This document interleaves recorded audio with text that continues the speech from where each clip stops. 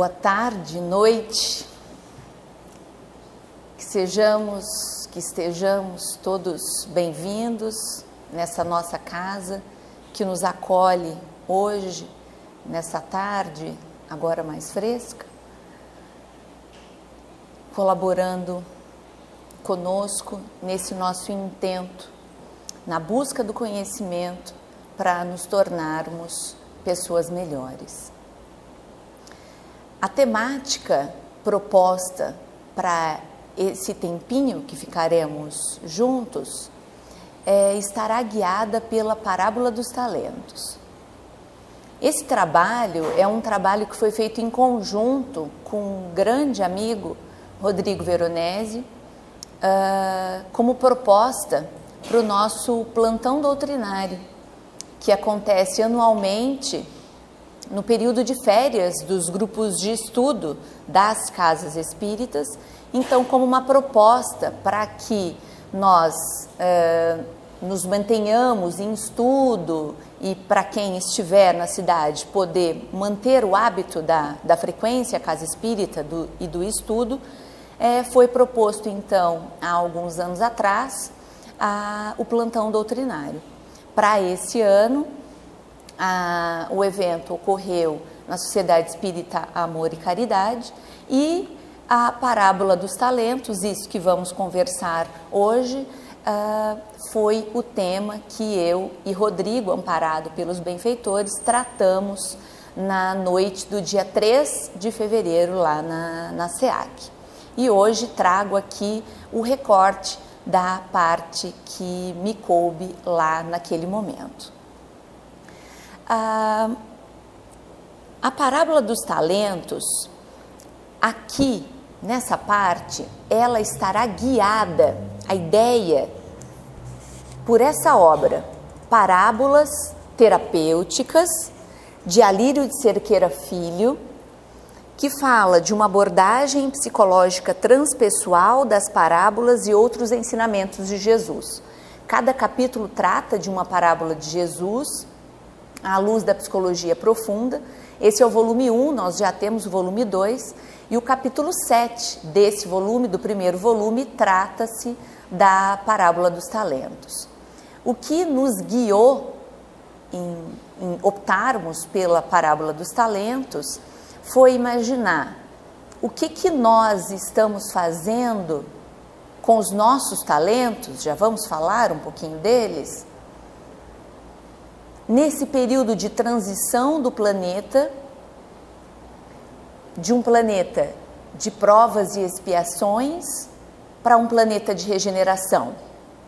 Lembrando que quem muda não é o planeta em si, mas os seus habitantes. Qual vem sendo a nossa colaboração frente àquilo que nos foi ofertado? O que nós estamos fazendo dos nossos talentos?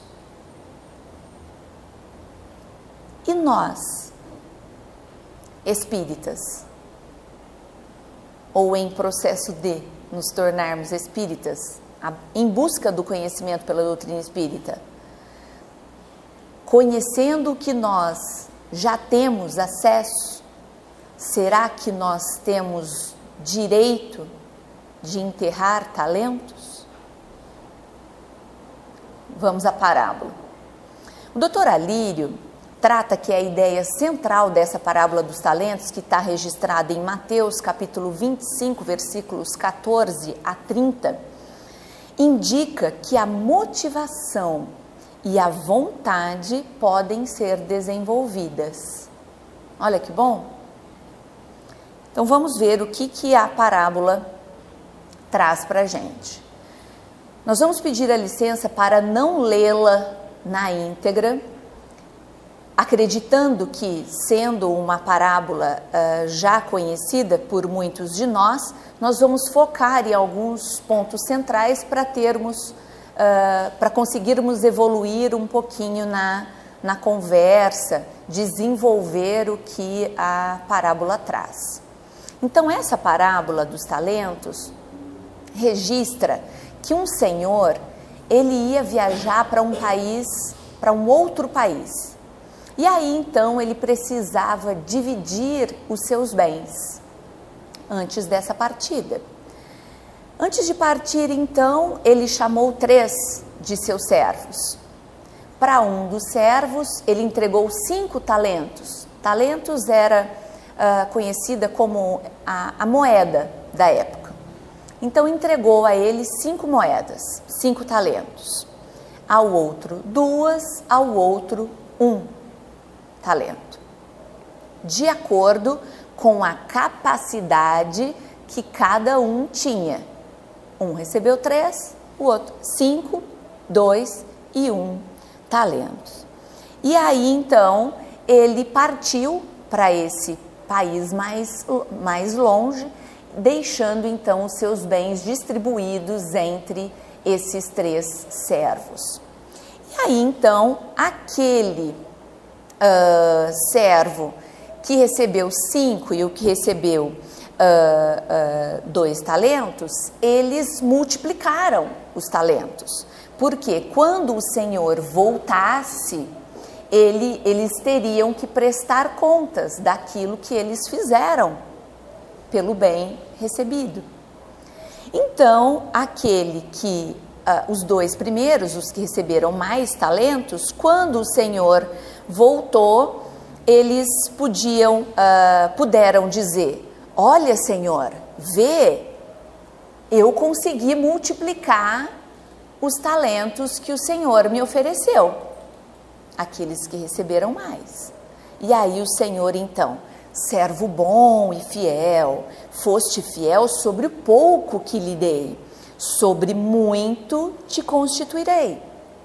Entra na alegria do teu Senhor, foi-lhes dito. Todavia, aquele que recebeu 1 talento, tendo medo do que pudesse acontecer com aquilo que ele ia fazer com o talento que ele recebeu, ou até se sentindo incapaz de multiplicá-lo, enterrou esse talento. E aí então, quando o Senhor retornou, o que ele tinha para contar para o Senhor? Olha, Senhor, eu fiquei sabendo que o Senhor era um homem muito duro.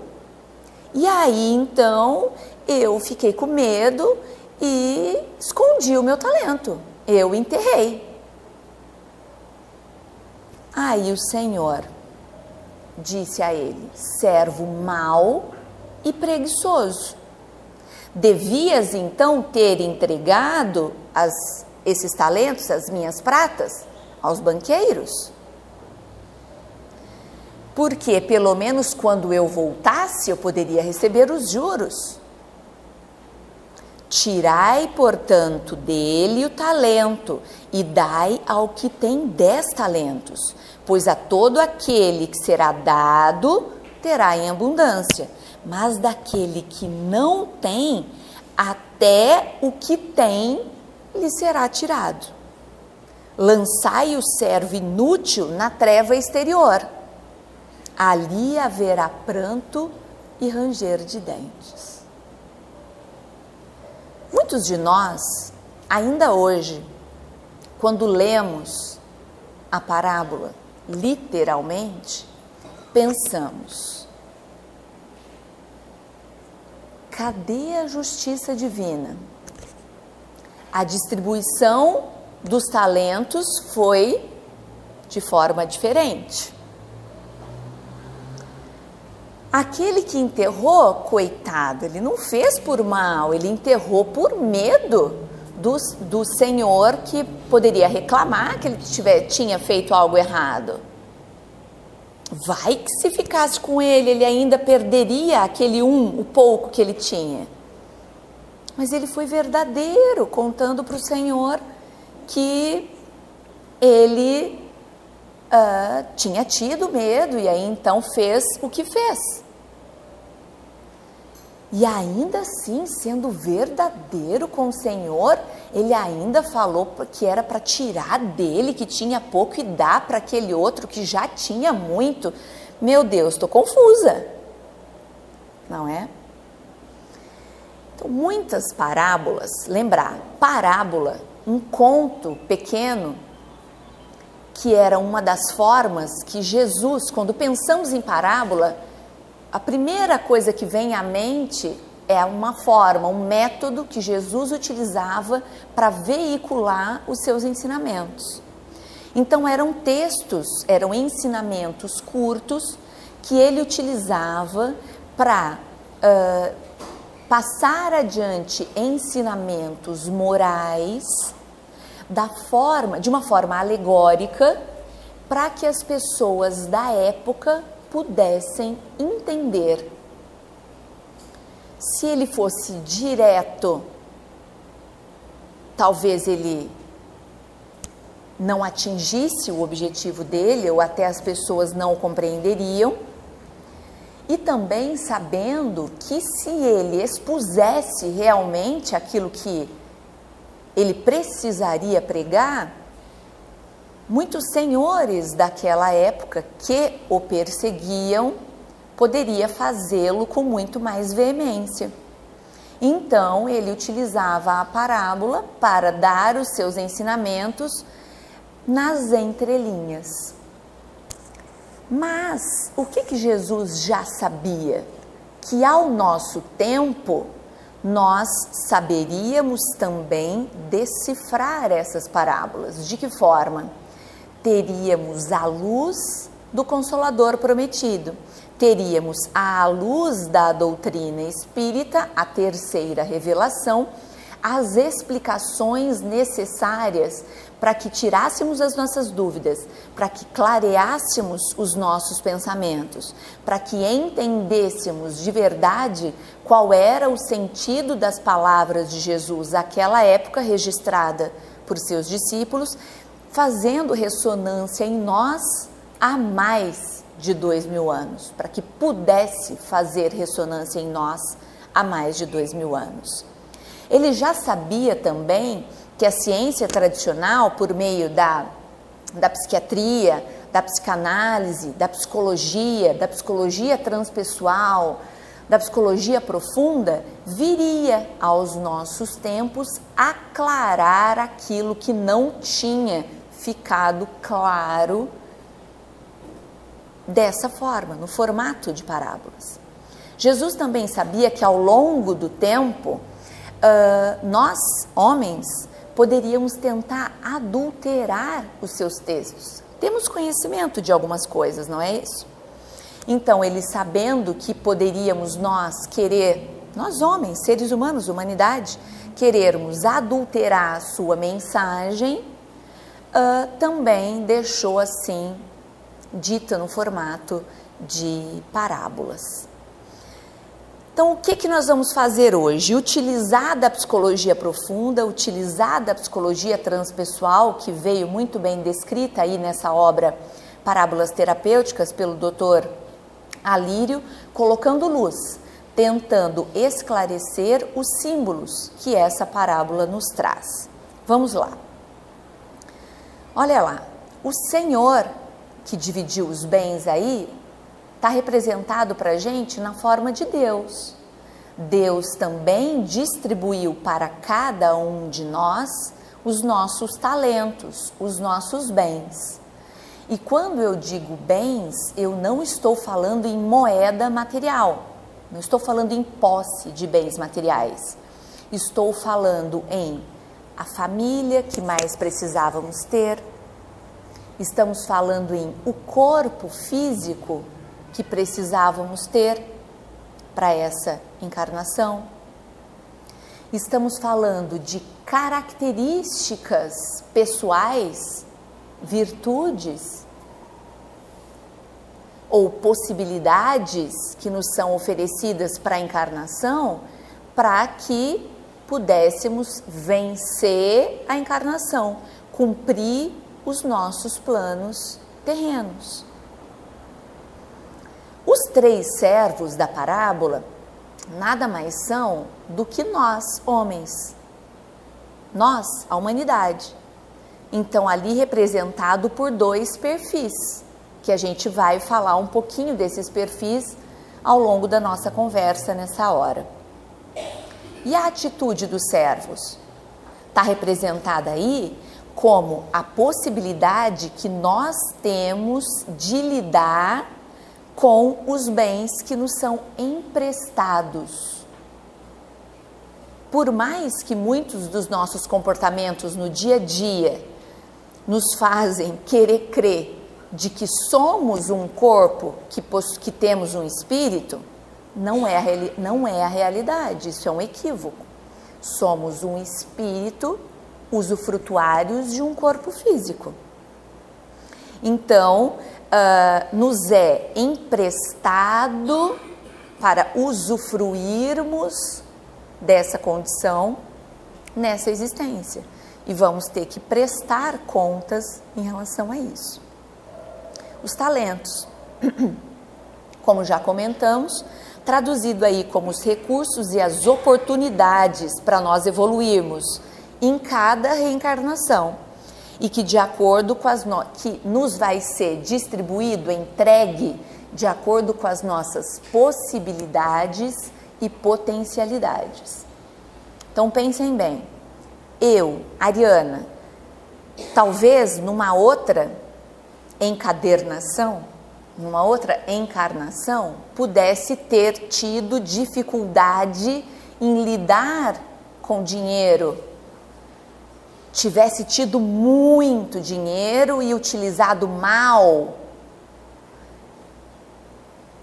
Nessa encarnação, planejando a reencarnação com os benfeitores, talvez nós pudéssemos ter planejado, olha, Ariana, que tal se você fosse agora com os bens materiais mais rarefeitos, com menos posse de bens materiais, para ver se você não se perde dessa vez. O que você acha?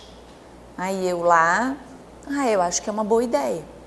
Ou às vezes não, às vezes nós planejamos. Ariana, você vai ter mais uma oportunidade de ir com muitos bens materiais para ver se dessa vez você não sucumbe a essa tarefa. Tá vendo como é brilhante e infinita a possibilidade que a gente pode lidar com cada situação que a gente não foi bem na encarnação? Não tem nada engessado. Se você fez isso, vai acontecer aquilo. Se você fez aquilo, vai acontecer aquilo outro. Não. A bondade divina é muito grande para conosco. Então, nos é oferecido as possibilidades de acordo com aquilo que os nossos benfeitores, que Jesus, que Deus acreditam que será o melhor para nós. Que teremos as melhores ferramentas para vencer aquela tarefa até o final da existência. E essa distribuição diferente, distinta dos talentos entre os servos? Vem ao encontro desse comentário anterior que fizemos. A distribuição vai ser diferente porque, por mais que somos todos iguais perante Deus, nós ainda somos espíritos distintos, cada um numa fase de evolução, cada um precisando aprender e evoluir em um ponto. Então, às vezes, as ferramentas que foram oferecidas ao meu amigo, ao meu irmão mais próximo, e que eu observo e penso, por que não são as ferramentas que eu tenho? Resposta de Deus para a gente, porque não são as ferramentas que você melhor utilizaria para vencer as suas más inclinações e vencer a encarnação e evoluir. Então, por isso, a distribuição diferente. Deus nos quer bem de forma equânime, igualitária, e por isso distribui para nós aquilo que nós precisamos, o suficiente para vencermos a encarnação. Entretanto, a nossa obrigação é de multiplicar esses talentos, é de multiplicar esses bens, porque se não fosse para multiplicar, não ia nem ter sido oferecido para a gente. Não foi o que o Senhor falou para o servo? Se fosse para enterrar, ou seja, se fosse para não fazer nada com ele, deposita lá, entrega para um banqueiro. Por quê? O que ele quis dizer? Entrega para alguém que pelo menos vai me dar um lucro em relação àquilo, que não desperdiçou a oportunidade. Então, o que a gente tem que pensar? Eu não posso passar pela vida pensando essa é a existência, outra e outra e outra, mas a gente não veio aqui para passar pela existência, a gente veio aqui para multiplicar talento, para multiplicar bens, para multiplicar tudo isso que nos é oferecido, por mais que aos nossos olhos materiais nós pensemos, mas eu não tenho nada, eu não tenho quase nada. Será? Se formos fazer uma análise íntima, vamos ver que somos usufrutuários de muita coisa do universo. Quando a gente está com o nariz trancado durante uma crise de alergia ou um resfriado, que a gente não sente o sabor dos alimentos, que a gente tem que respirar pela boca e fica tudo ressecado. É agradável? Não é. A gente tem que puxar mais o ar para ter a sensação de que está sendo ventilado. Quando isso não acontece com a gente, até que isso não aconteça, a gente não lembra que a gente tem um aparelho olfativo que funciona muito bem, obrigada. E que maravilha que é o sentir o sabor de cada alimento que vem à minha boca. Não apenas para me alimentar, mas também para trabalhar as sensações, o prazer que é se alimentar. Quando eu tenho um calinho no pé, ai meu Deus, que maravilha que é ir e vir todos os dias sem nem ter nenhuma dificuldade para deambular. E assim sucessivamente, nós estamos falando só em corpo físico. Esse aparelho extremamente complexo, que podemos entendê-lo melhor colocando Deus nas nossas vidas. Sem Ele, já fica mais complicado. Então, precisamos multiplicar esses talentos, fazer com que aquilo que nos foi oferecido seja útil. É isso que ele quer dizer. Multiplicar não apenas em volume, mas em utilidade, em qualidade. O que eu estou fazendo, que tudo isso que me foi oferecido, o que ele está gerando de frutos? Aí é que tá, eu não posso olhar só para mim. O quanto que eu estou multiplicando para mim e para aqueles que estão comigo na caminhada. Nós não fazemos essa travessia sozinhos. Então a gente também é responsável por aqueles que estão conosco. E não podemos enterrar o talento. Não podemos, porque é uma oportunidade desperdiçada. Pensem bem. Eu estava assistindo a um programa até que razoavelmente recente. Me envergonhei ao final. Era uma reportagem falando das pessoas que estavam sendo alfabetizadas tardiamente. Uma moça, uma jovem senhora, que tinha ido pela primeira vez à escola depois de os 30 anos de idade. E aí elas contando a experiência do clarear mesmo, porque antes elas viam tudo, elas tinham os olhos, mas não conseguiam ver, porque eram símbolos, eram signos, as letras que elas não conseguiam traduzir, e que depois daquela oportunidade elas estavam conseguindo. E várias delas disseram assim, que elas chegavam ao trabalho, essa específica que eu estou contando para vocês, era uma empregada doméstica. E ela dizia assim, que aí quando então ela chegava na casa onde ela trabalhava, e aí então o jornal já estava ali, ela chegava antes para ela poder folhear o jornal, porque aí então ela já conseguia traduzir aqueles símbolos, né, das letras, e aí ela pensava, ai meu Deus, eu não posso ficar aqui lendo o jornal, porque eu tenho meu trabalho para fazer, mas ai, como eu gostaria de ficar aqui lendo esse jornal, pela satisfação de conseguir ler. E aí eu pensei, provavelmente lendo bem mais rápido do que ela, lá no começo, porque aí uma página para ela deveria demorar muito para ela ler. Quanto que eu estava lendo no meu dia a dia, ou o que eu estava lendo, frente às oportunidades que me tinham sido oferecidas desde a infância, precocemente. Olha a mensagem subliminar, se a gente quiser aproveitar.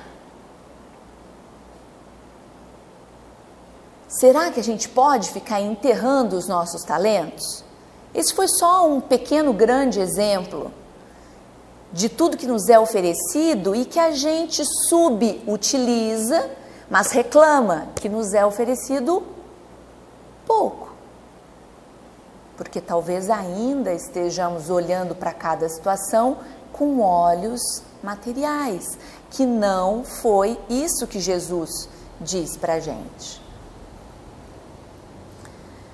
Seguindo então, o servo negligente, o Dr. Alírio, ele divide o servo que enterrou o talento como um servo negligente e os dois servos que multiplicaram os talentos como servos diligentes. Os diligentes são aqueles servos que foram zelosos, que foram ativos, que multiplicaram, que desenvolveram os bens, os talentos que lhe foram oferecidos. Em contrapartida disso, o negligente foi aquele que recebeu o bem.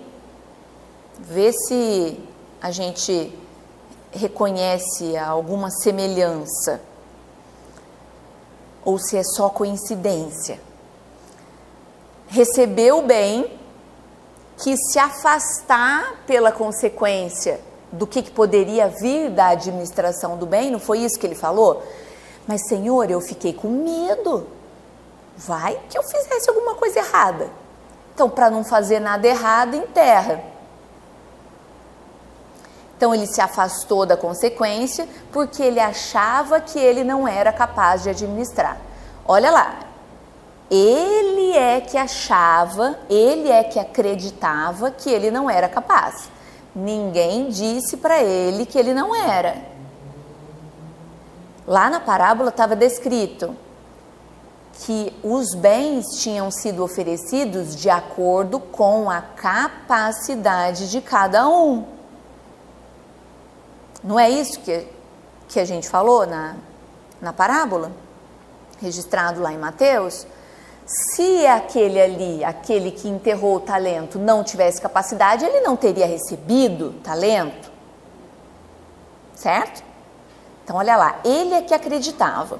Então, ele deixou de lado a oportunidade de progredir, de crescer, deixou de lado a possibilidade de trabalhar, de se esforçar no bem, porque ele não tinha coragem suficiente de seguir adiante e de buscar os objetivos que precisavam ser desempenhados. Olha lá, faltou coragem para ele aceitar o trabalho e para ele se esforçar.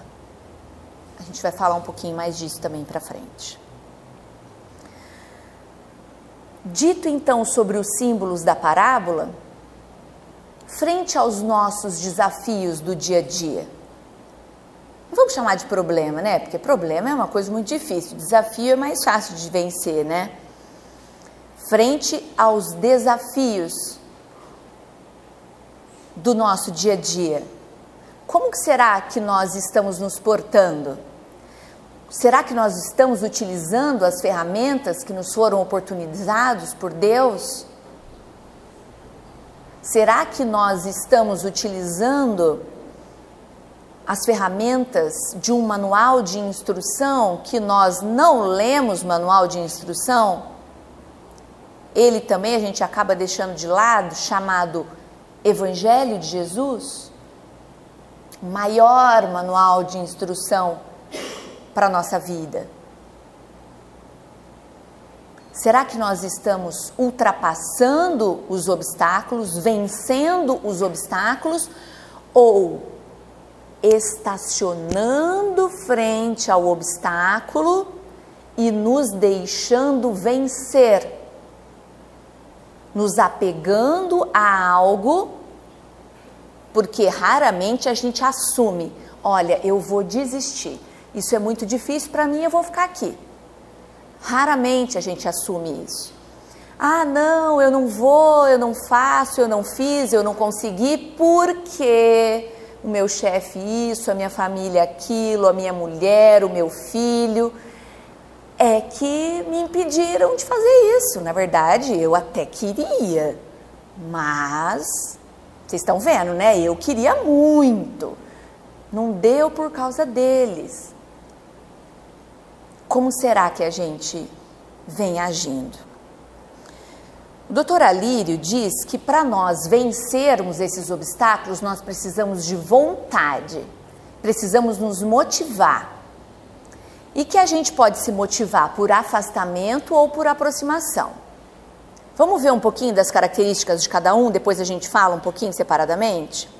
Olha lá, quando a gente quer, tem um desafio, e acaba tentando vencer esse desafio por afastamento, olha o que quer dizer. A pessoa ela quer se afastar do desafio que ela acredita ter. Ela tem uma necessidade, mas ela não pensa no resultado que ela vai ter lá na frente, mas ela pensa no trabalho que ela vai ter para conseguir aquele resultado. Ah, eu queria tanto me tornar uma pessoa melhor, queria tanto ler não sei quantos livros por mês, por ano, eu queria tanto fazer vários trabalhos na casa espírita, eu queria tanto, eu queria... Mas que hora que eu vou fazer isso, né?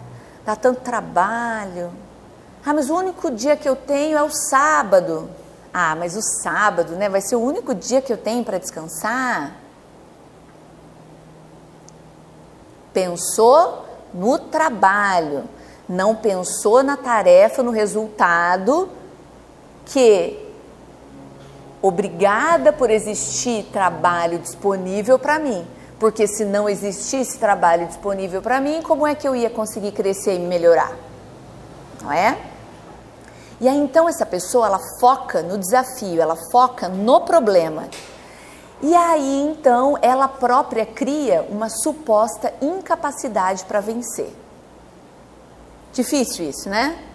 Olha, não devia nem chamar motivação, não é verdade? Então o foco está no problema e na dificuldade que vencer essa situação vai dar. Em contrapartida disso, quando eu me motivo por aproximação, a pessoa busca se aproximar daquilo que ela deseja. Ah, eu queria tanto me melhorar nessa vida e resistir aos arrastamentos do mal. O que eu posso fazer para conseguir isso? E aí, ó, foco, vai reto, linha reta. E aí então... essa pessoa, ela não pensa no trabalho que vai dar para conseguir esse intento. Ela pensa no resultado. Ah, não, mas para conseguir algo eu vou precisar me esforçar e o esforço vai valer a pena frente ao resultado. Então, vamos lá. Então, o foco está na solução do desafio. E aí essas pessoas não medem esforços para conseguir aquilo que elas querem, porque deixa de ser trabalhoso, porque o comportamento e as atitudes que ela tem são comportamentos proativos, ou seja, o mundo está caindo na frente dela, mas ela pensa, consegue. Pai, me ajuda, me ampara, está uma confusão a minha vida, meu mundo caiu, Mas eu preciso que o Senhor me ajude a entender por que isso tudo está acontecendo comigo, porque acreditando na sua justiça, na sua bondade, eu sei que nada está acontecendo comigo por acaso. Então, por maior dificuldade que eu tenha de entender por que isso está acontecendo, me ajuda, porque aí eu vou fazer a minha parte, eu vou me esforçar e entrego a minha vida nas tuas mãos, para que o de melhor aconteça. Não tem revolta, consegue, mesmo na turbulência, lembrar do recurso da oração. Jesus falou isso pra gente, bate na porta que a porta se abre. A gente esquece de bater, a gente não pede. Não é verdade? E aí então vamos ver um pouquinho sobre cada um pouquinho mais sobre cada um desses tipos de motivação, por afastamento e por aproximação, para ver se isso nos ajuda a ampliar os nossos horizontes, a fazer a nossa autoanálise, a nos avaliar intimamente, a seguirmos aí as orientações do Cristo. Então, olha lá, quando eu me motivo por afastamento,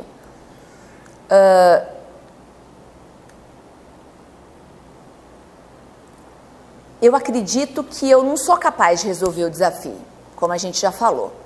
Mas a gente não está na vida por acaso, a gente vai precisar prestar conta, então a gente, hora ou outra, vai ter que se esforçar para devolver esse bem multiplicado, não é? Mas, geralmente, o que nos falta é a iniciativa. Nós vivemos numa inércia. Se eu estou parada, para que eu vou me movimentar? Está tão bem aqui. É um comodismo, mas um comodismo que vai ter um tempo limite. E quando a gente fala em tempo, vai depender da nossa vontade. Por quê? Deus não tem pressa. Ele sabe que nós não somos perfeitos, que nós somos perfectíveis, mas Ele não tem pressa que nós atinjamos a perfeição. Não. Vamos lá. E aí o que vai acontecer? Eu vou me mantendo nesse comodismo até chegar uma hora que, pela lei divina, eu vou ter que sair do comodismo. Por quê? Porque essa minha atitude comodista foi agregando próximo a mim situações que só podem me aproximar de uma situação de sofrimento. Porque eu não aproveitei outras formas de aprender. Então, após perder tudo, que foi o que aconteceu lá na parábola, aquele que tinha que não aproveitou, ficou, se apegou no comodismo, enterrou o talento, qual foi a hora dele começar a se mexer? A hora que ele viu que o que ele tinha, ele já ia perder. E aí finaliza dizendo, haverá pranto e ranger de dentes, não é isso? Haverá sofrimento, haverá dificuldade, haverá desafio. E aí, o que a gente quer? É difícil dar o primeiro passo, mas eu vou esperar que o primeiro passo seja esse sofrimento e que, na verdade, não seja um cutucão, seja um empurrão para me jogar para frente?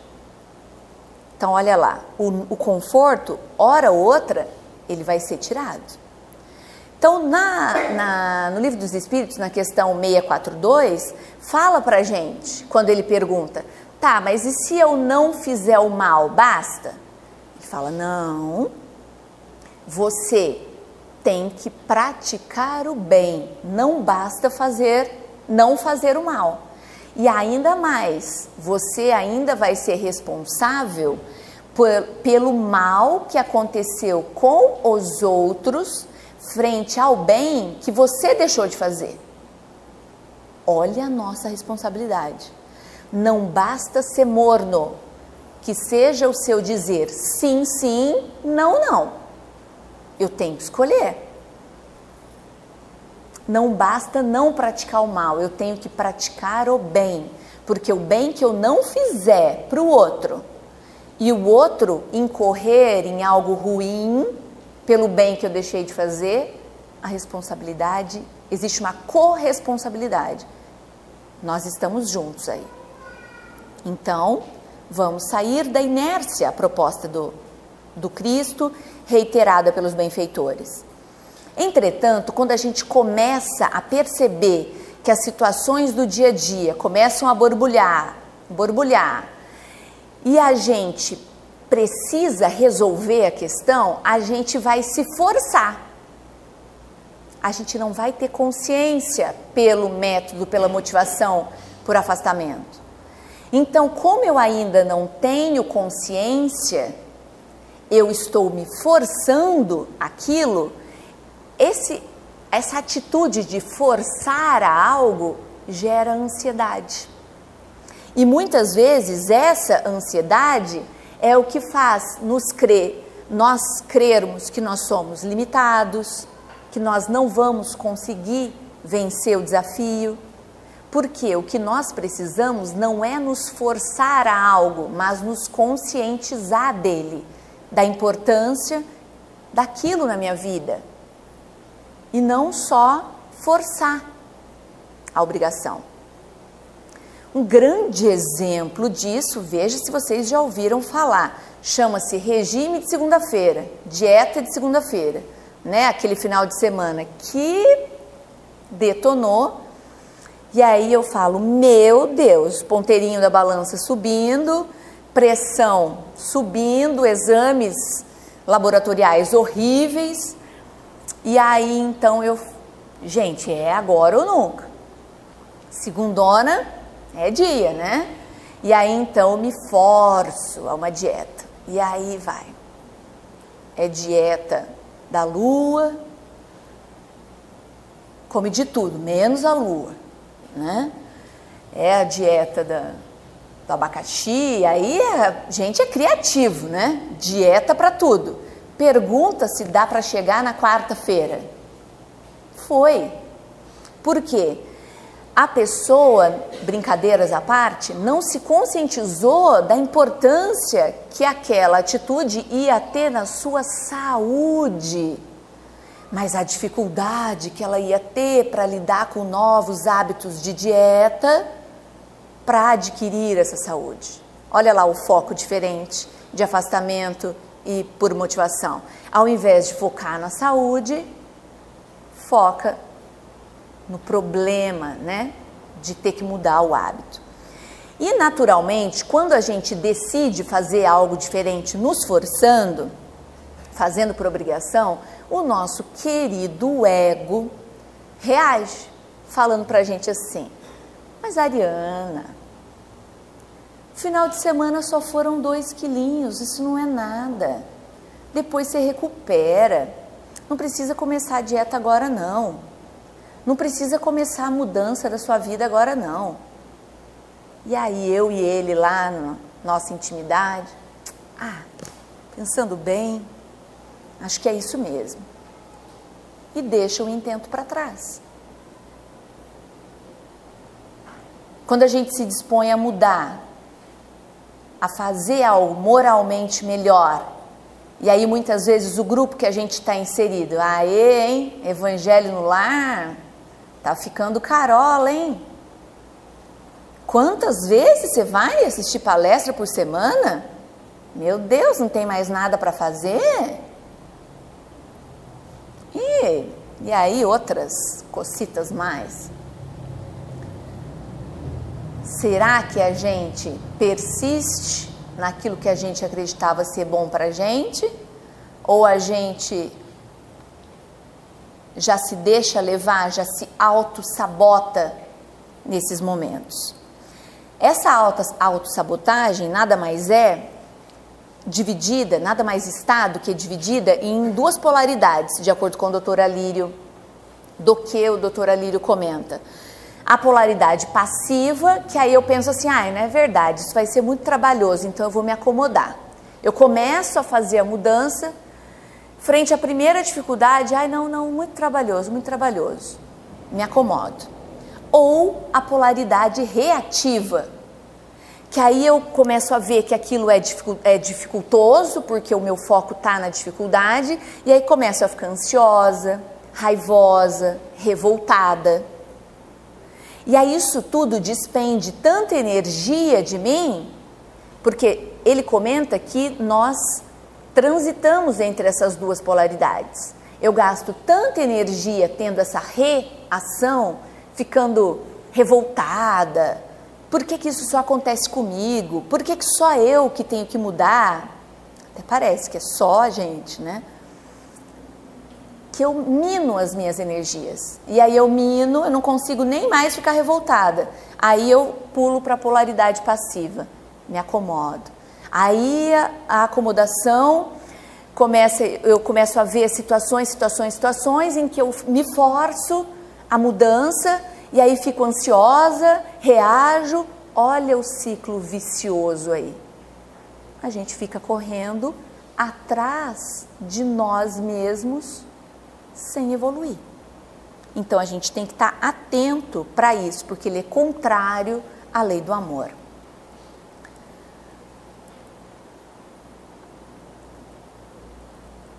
Vou só me permitir pular essa partezinha, já que a gente acabou comentando ao longo da nossa conversa. Quando a gente resolve se aproximar por motivação, se motivar por aproximação, desculpe, o que acontece é que mudando o foco do problema para a solução, ou seja, nossa, pode até ser difícil, mas olha o que eu vou conseguir. Um grande exemplo que é utilizado, e como a figura propriamente dita e depois a analogia para a vida, é a figura do parto. Algo trabalhoso, doloroso, mas que olha o que vai ter de fruto depois. Não é? O filho bendito. Nós, seres humanos, passamos por partos durante a nossa existência, por dificuldades, por dores. E aí vai, como que eu estou recebendo esse rebento? Eu estou agradecendo a Deus por essas dores que me trouxeram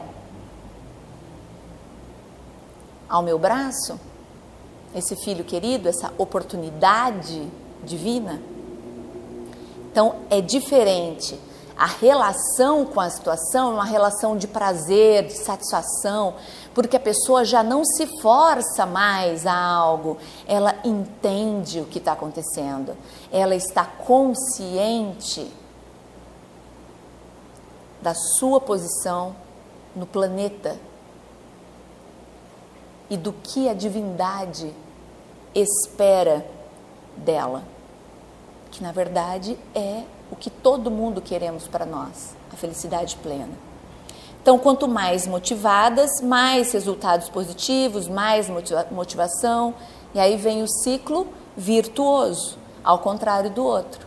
Por isso que a gente vê muitas pessoas extremamente ocupadas e que conseguem ter realizações, trabalhos voluntários, ajuda aqui e acolá, e aí você pensa, meu Deus, com esse tipo de atividade que essa pessoa desempenha no dia a dia, como é que ela ainda consegue fazer tanta coisa? Porque é um vício bom, aquilo dá tanta satisfação que você não percebe que aquilo é trabalhoso. O seu tempo rende, porque você aprende a aplicá-lo na prática do bem, no amor que Jesus pregou para a gente. Então, o amor está acima de todas as dificuldades. A gente precisa vencer a inércia dando o primeiro passo, nos esforçando, nos conscientizando, para que eu consiga rapidamente entender que entre o sonho e a realidade, o sonho e a atitude, basta um passo. Então eu preciso mudar a forma de ver as coisas. Muitas vezes uma situação pequena parece enorme. Então que lente que eu estou usando no meu dia a dia para vencer os desafios que me são propostos? Propostos no sentido de me tornar uma pessoa melhor. Eu estou vendo como um empecilho ou estou vendo como uma ferramenta de crescimento? Vai depender da minha vontade. E aí o Dr. Alírio comenta que para toda mudança, toda, sem exceção, nós temos que passar por essa ponte da idealização para a realização, com vontade de realizar. E aí na questão 911 do Livro dos Espíritos, os nossos benfeitores nos orientam que muitas vezes, por mais que a gente diga que nós temos vontade, a nossa vontade está apenas nos lábios. Vale a gente pensar nisso. E aí ele comenta que existem milhões de pessoas sobre a face da Terra desejando ter posturas diferentes, abnegadas, honestas, amorosas, caridosas, enfim, tornarem-se espiritualmente saudáveis, mas que não se dispõem a pagar o preço da mudança. O querer só existe em nível de desejo e não em nível de ação. Queria tanto ser uma pessoa melhor, para aí. Eu não sigo adiante para atingir esse intento. Então eu preciso ter força, competência, autoamor em busca dessa felicidade, que são atributos para a ação da vontade. Ele comenta que a força é a força de vontade, eu preciso me exercitar. Nós somos deuses, não foi? Que Jesus falou para a gente? Vocês podem fazer tudo que eu faço e muito mais. Então eu tenho que ter força de vontade para empreender essa mudança. E aí escolher o que eu quero, os desafios, passando pela porta larga ou pela porta estreita. Eu posso escolher. Na questão 909, os nossos benfeitores falam para a gente assim, que muitas vezes para a gente o que falta é a vontade. E quão poucos dentre nós fazemos esforços. A gente não quer se esforçar. A gente quer que algo chegue até nós passivamente. Se chegou passivamente, não está para nós, porque a gente naturalmente precisa se esforçar para adquirir algo. Outro atributo, a competência, a habilidade. Não basta eu ter a força. Muitas vezes eu tenho vontade de mudar, mas eu me perco, eu não tenho a habilidade, eu tenho que saber utilizar. Então tem muito e que está registrado em um livro dos Espíritos que diz: a sua geração, a vossa geração, tem como maior virtude a inteligência. Em contrapartida, o maior vício, o interesse pessoal. Então, eu estou utilizando bem essa inteligência? Utilizar a inteligência junto com a força de vontade para que a tarefa seja mais amena, para que aquilo não me gere conflitos, para que eu possa ser paciente, que eu possa entender que tudo tem que ser natural. A semente que eu planto, ela precisa ser regada para que a flor cresça, para que a árvore cresça e dê frutos. A borboleta, que antes era lagarta, envolta no casulo, quando eu a vejo se esforçando para sair do casulo, se eu for lá cutucar o casulo, ajudando, na intenção de ajudá-la a vencer aquele desafio, ela definha e morre, porque o esforço precisa ser dela. Então nós precisamos aprender com a natureza, a ter paciência, a ser perseverante, a seguir as orientações que Jesus veio nos dando ao longo do tempo que ele esteve conosco e ficando registrado em seu evangelho, ficando registrado nas obras básicas da doutrina espírita, ficando registrado em obras complementares, hoje em vídeos, em DVDs, em áudios, em audionovelas. Nós temos uma infinidade de possibilidades hoje que nós não utilizamos ou subutilizamos. É o talento enterrado. Nós não temos esse direito. Por que nós ainda estamos fazendo isso? Nós subutilizamos o recurso da meditação, da oração. Ah, mas só orar? Meu Deus, o recurso de conversa, de troca de ideias com o Pai. Não é só orar. Então precisamos utilizar melhor esses recursos.